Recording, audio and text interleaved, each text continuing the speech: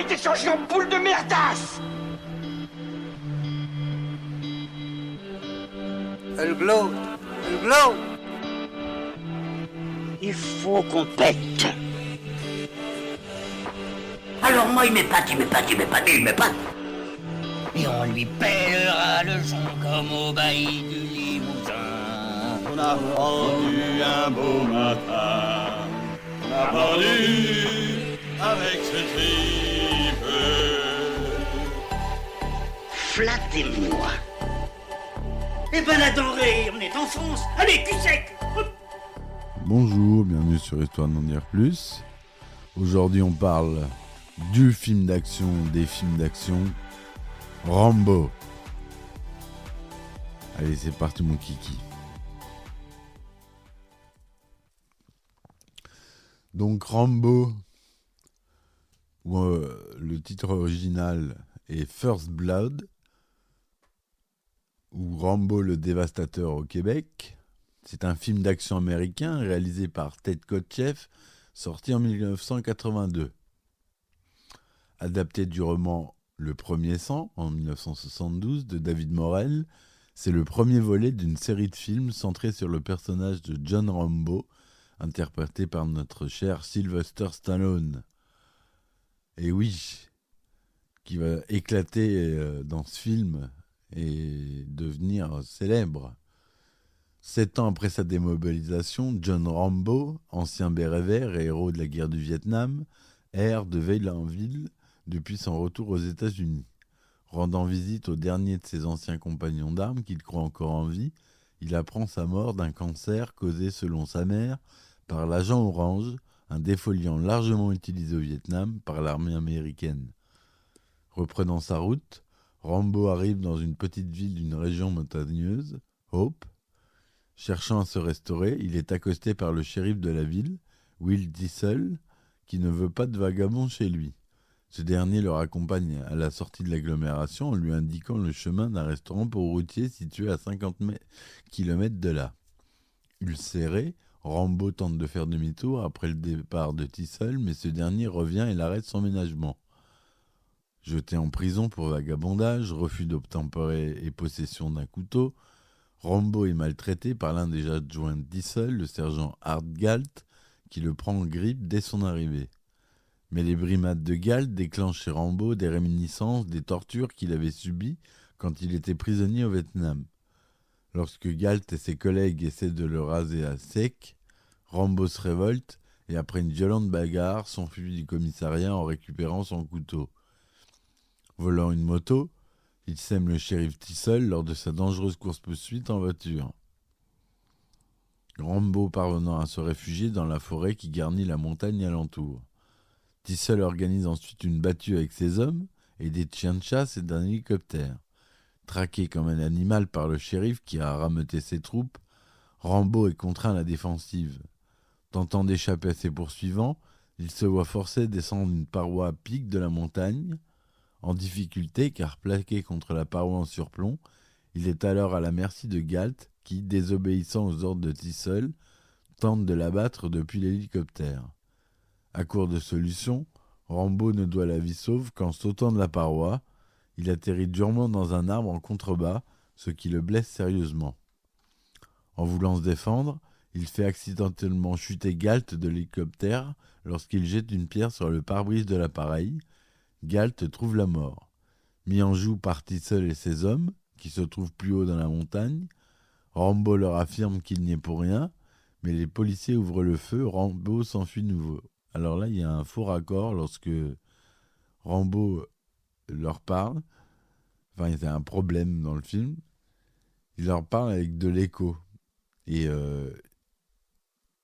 on l'entend, on le voit en plan serré avec de l'écho. Alors qu'on devrait entendre en haut avec de l'écho et normal en bas. Enfin bref. Dans le même temps, les policiers apprennent que Rambo est un héros de la guerre et qu'il a notamment reçu la médaille d'honneur pour ses faits d'armes. Bien décidé à se venger, Diesel, accompagné de ses hommes, poursuit la traque.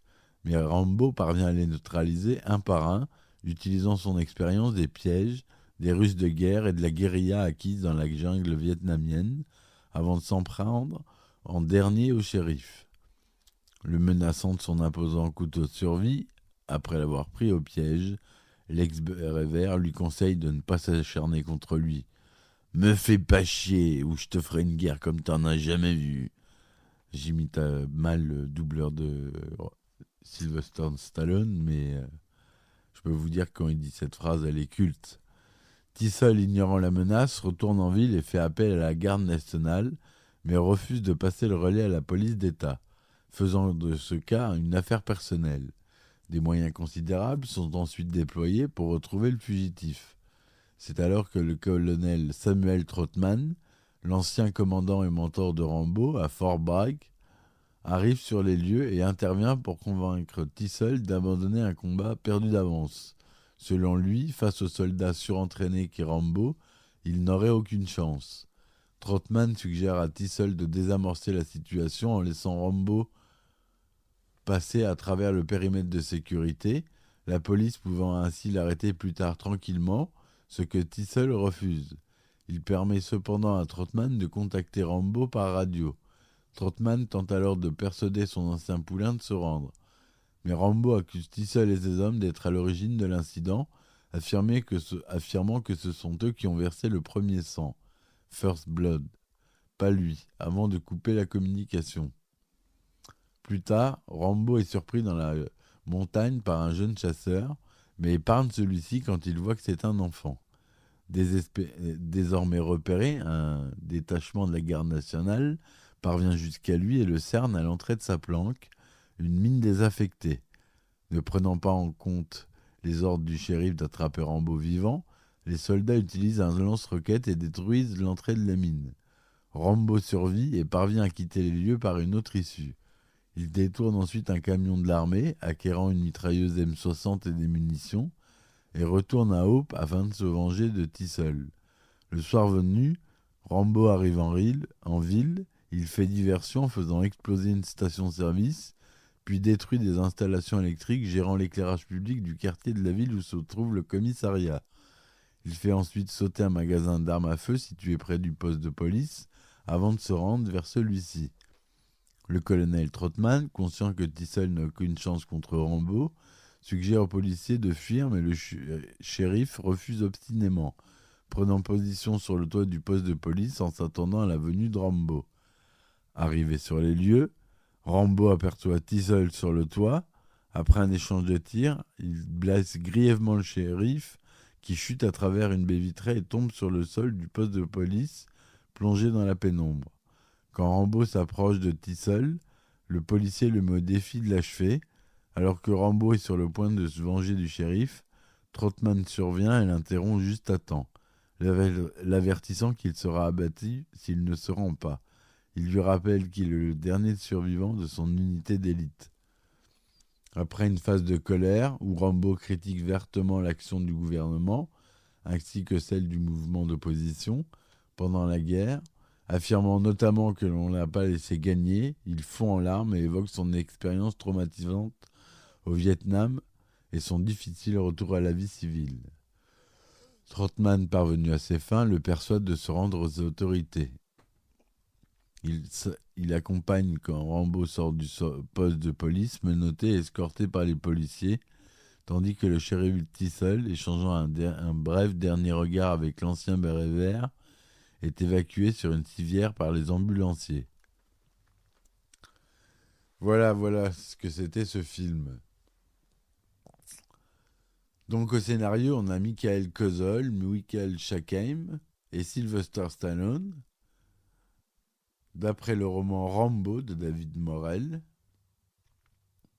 À la musique, on a Jerry Goldsmith. La société de production, c'est pas très connu, donc Anabasis NV, Cinéma 84 et El Cajo Production. Aux États-Unis, ça a été distribué par Orion Pictures et en France, par la société Nouvelle Produce et Tamasa Distribution et Canal+ Audiovisuel. Le budget était de 15 millions de $. Le format était couleur Technicolor Deluxe 35 mm, 2/39e Cinémascope Panavision, avec un son Dolby Stereo 4 canaux. Durée 93 minutes. Il est sorti le 22 octobre 82 aux États-Unis. En France, il sortira le 2 mars 1983. Et le 18 septembre 2019, dans une réédition version restaurée. Aux États-Unis, il est interdit aux moins de 17 ans. Et en France, il est tout public. Mais interdit aux moins de 13 ans lors de sa sortie en salle. C'est que le 23 juillet 86 qu'il a été mis tout public. Donc on a Sylvester Stallone qui joue John Rambo, Richard Crenna, Stallone qui est doublé par Alain Dorval, là, je cherchais le nom du doubleur Alain Dorval, Richard Crenna qui joue le colonel Samuel Trotman, Brian Dennehy, le shérif Will Tissel, Bill McKinney, le capitaine Dan Skern de la police d'État, Jack Starrett, le sergent Arthur Hartgalt, et c'est à peu près tout. Rambo est l'adaptation cinématographique du roman Rambo, 72, de David Morrell, un ancien professeur dont certains de ses élèves ont été soldats au Vietnam.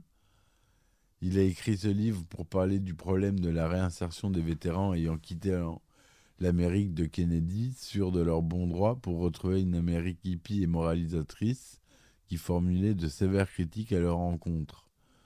Le nom de Rambo est trouvé par l'auteur après 2 anecdotes vécues par celui-ci. À l'époque où il était professeur et qu'il voulait rédiger ce roman, David Morrell lisait beaucoup d'œuvres d'Arthur Rimbaud, que beaucoup de personnes, dont ses élèves, prononçaient Rambo. Ensuite, sa femme lui fit goûter une pomme qu'il trouvait délicieuse. Il lui demanda quelle variété de pomme c'était, et sa femme lui répondit Rambo. Il s'agissait en fait de la variété Rambourg. Il venait de trouver le nom de son personnage principal. Le personnage de Rambo devait être joué par Dustin Hoffman, qui jugea finalement le scénario trop violent. D'autres acteurs ont refusé, comme Al Pacino, qu'il jugea pas assez sauvage, ainsi que Steve McQueen, Clint Eastwood, Nick Nolte, Chris Christopherson, Jeff Bridges, Robert De Niro, Michael Douglas et Terence Hill. Donc il y a du monde qui s'est présenté. Le réalisateur Ted Kotcheff proposa finalement le rôle à Sylvester Stallone, à la suite du succès critique et public de Rocky en 1976. Le scénario original inspiré du roman de David Morrell. Donc c'est Rocky qui l'a fait connaître et Rambo qui a assis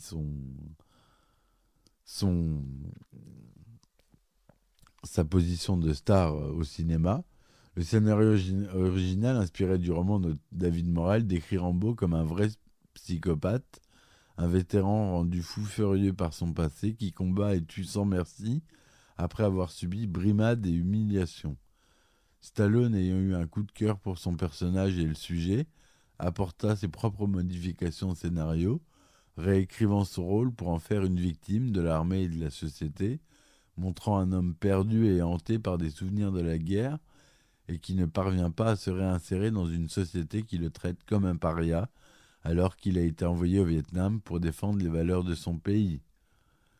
Le rôle du colonel Trotman devait être quant à lui tenu par Kirk Douglas, qui demanda des modifications sur le scénario, suicide de Rambo à la fin du film, mais Sylvester Stallone eut le dernier mot et refusa de changer le scénario. D'autres acteurs, comme Lee Marvin, devaient aussi endosser le rôle de Trotman, ou encore Gene Hackman pour celui du shérif Will Tissel, et l'acteur David Caruso, qui joue dans le film le shérif adjoint Mitch, apparaît dans un de ses premiers rôles. Et oui, c'est David Caruso, c'était dans Rambo. Le tournage s'est déroulé d'octobre à décembre 1981 au Canada, dans la province de Colombie-Britannique, principalement à Hope. D'autres scènes ont été tournées dans le parc provincial Golden Hills, à North Vancouver, et à Pitt Meadows, et à Port Coquitlam. Sylvester s'est blessé en réalisant la cascade pour la chute depuis le grand arbre. Il s'est cassé 3 côtes. La scène ayant été jugée bonne est celle que l'on voit dans le film. Le couteau de survie utilisé par Rambo dans le film est basé sur le design des couteaux utilisés par les pilotes d'avion de la Seconde Guerre mondiale, qui incluait un kit de survie logé dans le manche avec du fil de pêche, des épingles, des bandages, des allumettes et un scalpel. C'est le coutelier Jimmy Lille qui se chargea de fabriquer ce couteau pour le film. Il mesure 35 cm avec une lame de 22 cm et une épaisseur de 6 mm. Chaque film de la saga Rambo contient un couteau différent. Une version de la scène finale du film, dans laquelle Rambo se suicide devant son mentor, le colonel Trotman, fut tournée. Mais les réactions lors des premières projections test furent négatives. Les spectateurs prenant le personnage de Rambo en compassion, il fut alors décidé de garder la version de la scène où Rambo reste en vie et se rend aux autorités.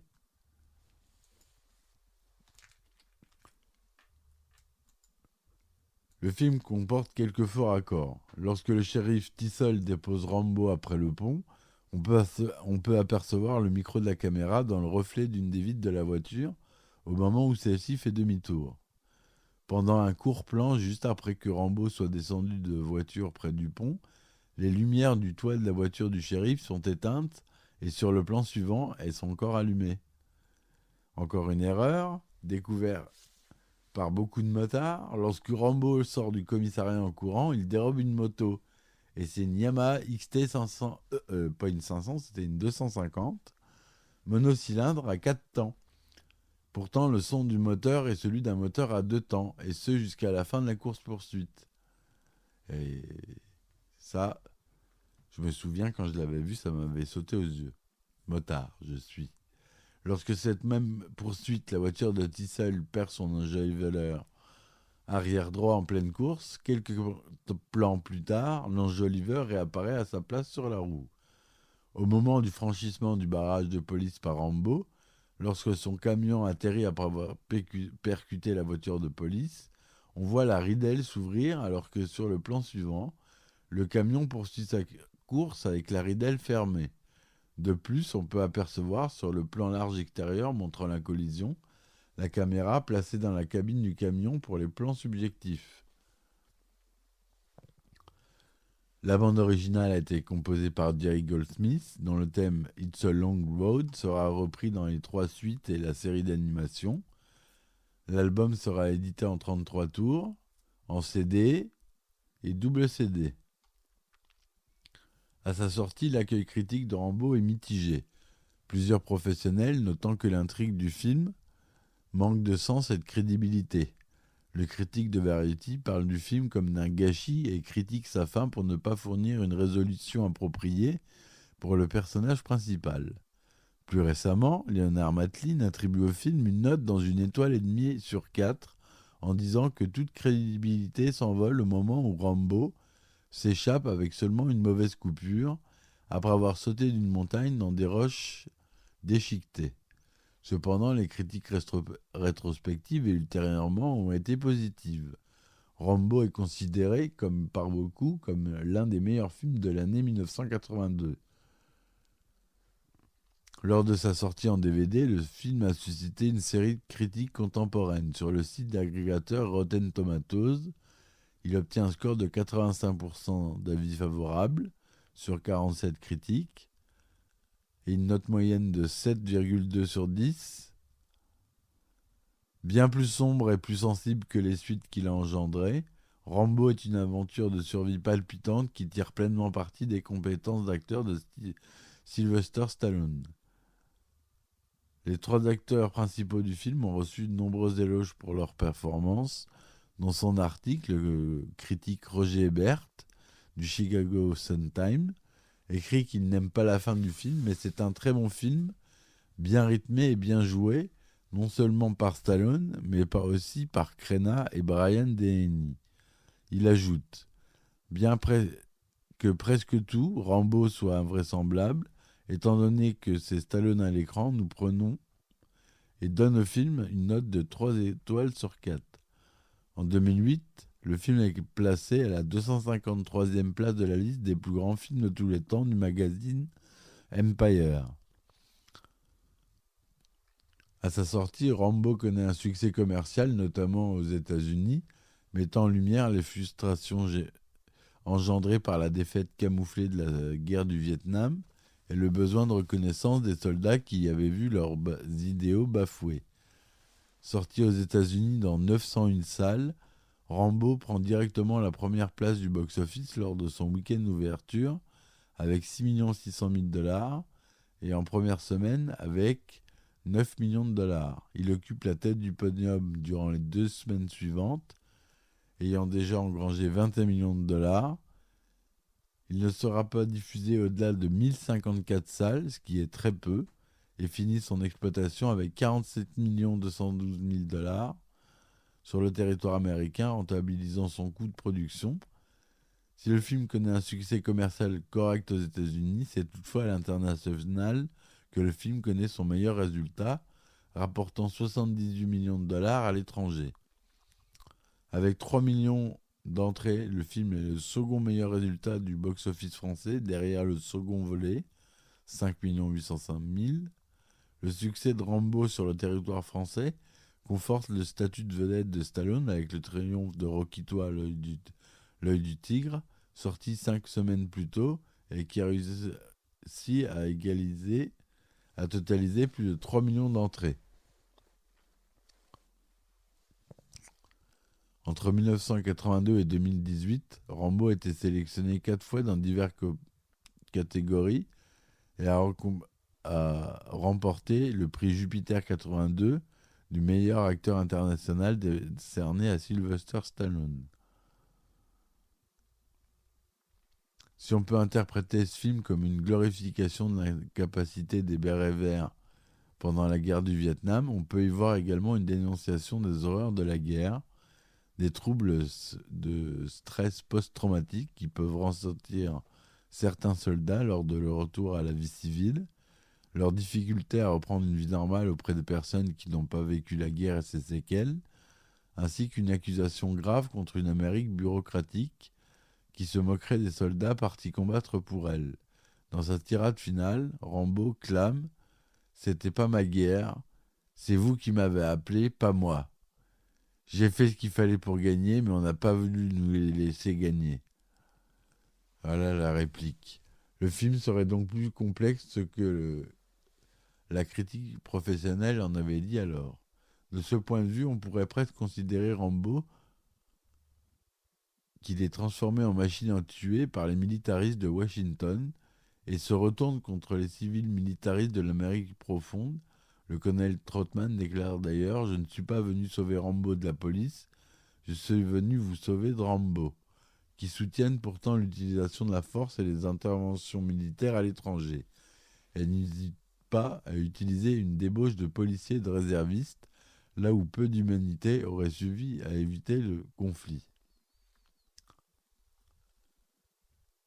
Le 14 novembre 2018, la trilogie Rambo est rééditée en DVD avec des masters restaurés en très haute définition, accompagnés de 10 heures de bonus dont des commentaires audio, des scènes coupées et des fins alternatives et autres. Rambo a donné lieu à 4 suites mettant en scène le personnage de John Rambo, tandis que le premier film tire plutôt vers le drame psychologique tout en étant un film d'action. Les deuxième et troisième volets utilisent le personnage dans le but de produire des films que l'on peut rentrer dans la catégorie de cinéma de sécurité nationale.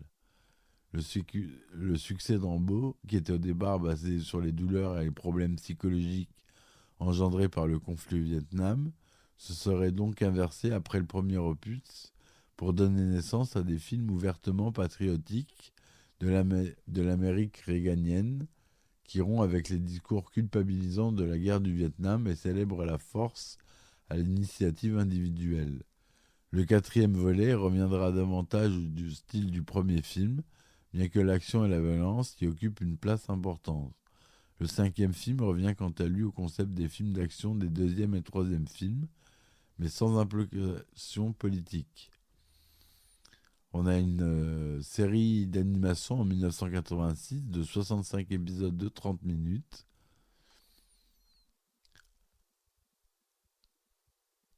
on a des jeux vidéo dans l'extension Cataclysme du jeu vidéo World of Warcraft. Une des quêtes, c'est pas ma guerre, consiste à convaincre un ancien soldat appelé John G. Kishan de retourner en mission.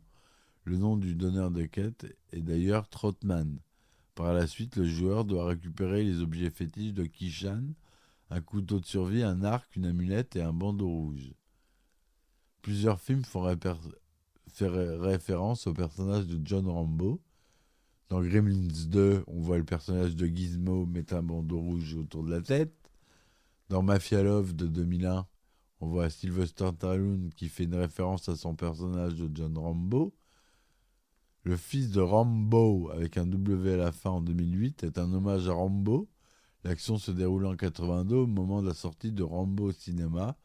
Deux enfants découvrent une version pirate du film et décident de tourner un remake.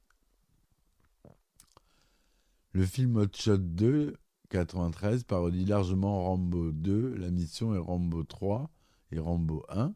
D'ailleurs, dans Hot Shot 2, c'est l'acteur Richard Crenna lui-même qui caricature le personnage du colonel Trotman qu'il interprète dans la saga Rambo avec son rôle du colonel Denton Walters.